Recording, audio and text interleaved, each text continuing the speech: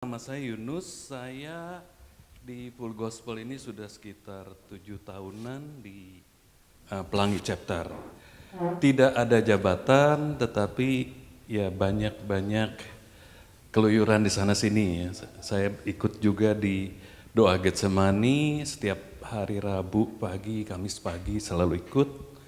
Dan saya rasakan banyak berkat dari bergabung dalam satu komunitas seperti ini.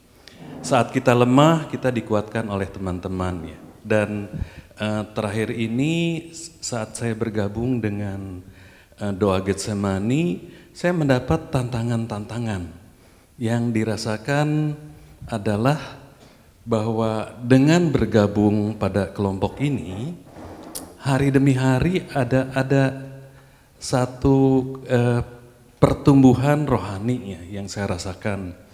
Dengan Pak Agus itu terkadang beliau ini minta saya membawa firman, diberi waktu paling 1 hari 2 hari dan topiknya berat-berat ya. Satu saat dia minta saya, Pak Yunus bicara dong tentang waktu. Ya.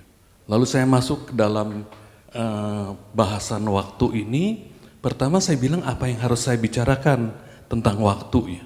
Tapi begitu saya mendalami tentang waktu, saya seperti masuk ke dalam satu labirin. Banyak sekali pengetahuan yang didapat dari situ. Nah, dapat pengetahuan tentang yang namanya kronos, kairos, aion. Bahkan setelah disampaikan di doa Getsemani itu, ternyata 1 minggu tidak cukup, diulang lagi. Dan banyak rahasia-rahasia yang kita dapat. Jadi beruntung saya berkelompok dengan orang-orang yang memang rajin menggali firman. Setelah itu diminta lagi, Pak Yunus bicara dong tentang kapasitas. Apa yang saya bicarakan tentang kapasitas? Tapi begitu saya masuk ke dalam firmannya, itu ternyata banyak hal yang dirasakan membangun sekali buat kita. Melalui pembicaraan tentang kapasitas itu terukur oleh saya bahwa kita ini diciptakan oleh Tuhan untuk menguasai bumi. Tapi begitu kita melihat kondisi kita, kadang-kadang kita ini kok mau bikin acara pun sampai takut. Jadi dari situ terlihat bahwa ternyata yang namanya kapasitas kita ini sangat tidak kita kembangkan. Nah, penggalian demi penggalian ini saya alami setelah bergabung dengan kelompok Full Gospel dan ikut juga di doa Getsemani. Topik-topik yang aneh-aneh, tiba-tiba diminta lagi bicara tentang hal-hal yang cenderung terkait dengan kairos ya. Kairos itu dikatakan seperti pemanah yang memanah dengan tepat. Jadi terpikir oleh kita bahwa kalau kita ingin mendapatkan kairos, kesempatan yang Tuhan bukakan, kita harus seperti pemanah dan karakter kita harus seperti panah. Yaitu kita ini harus lurus dan fokus.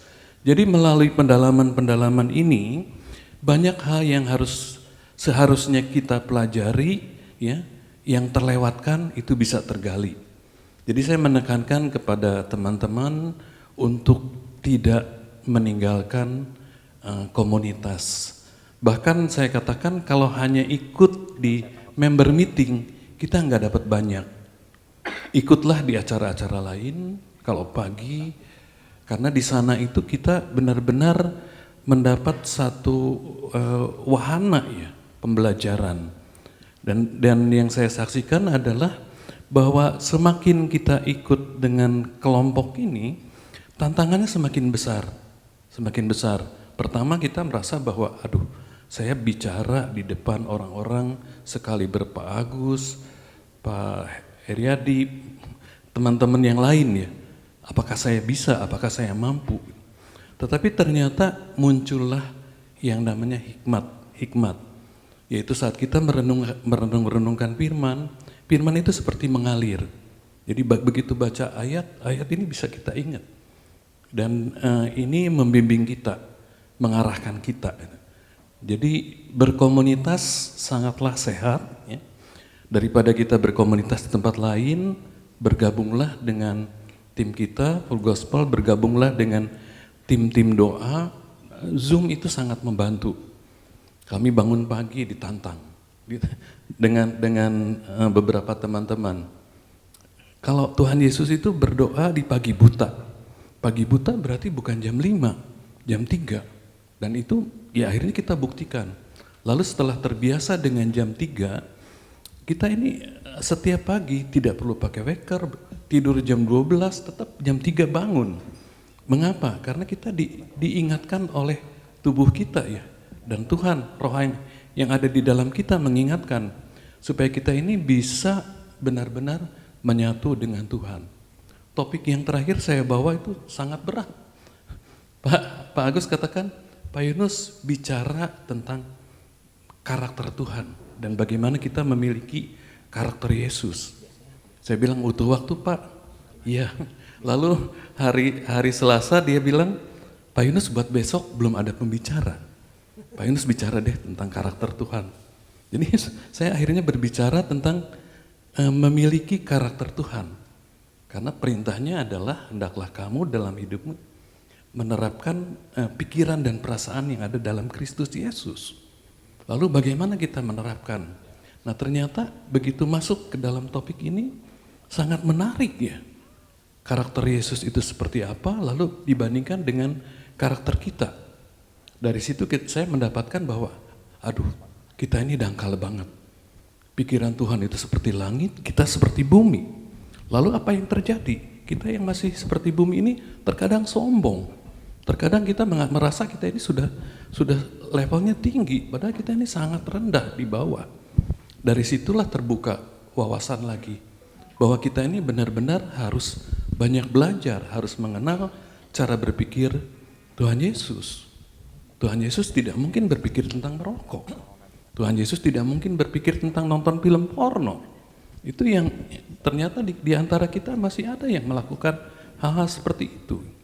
Kalau hari Minggu kita berpikir untuk pergi ke gereja, tapi kalau kita menerapkan hati dan pikiran Yesus, bukan hanya kita yang ke gereja, kita bawa orang-orang ke gereja.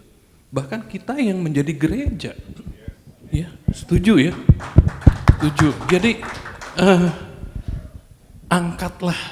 angkatlah iman kita, angkatlah pengetahuan kita, galilah firman, dan menggali firman ini akan bersemangat kalau kita ada tantangan.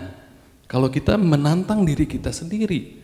Tuhan beri saya topik yang berat, mampukan saya untuk bicara, mampukan saya untuk mendalami, terlebih lagi mampukan saya untuk menerapkan. Karena dengan demikian Tuhan akan senang, kita akan mampu menyenangkan Tuhan. Satu-satunya cara adalah kita menjadi seperti Yesus, itu yang diminta. Oke. Ya, tidak mudah, setuju tidak mudah, tapi banyak caranya. Cara pertama adalah kita harus bergaul karib dengan Tuhan.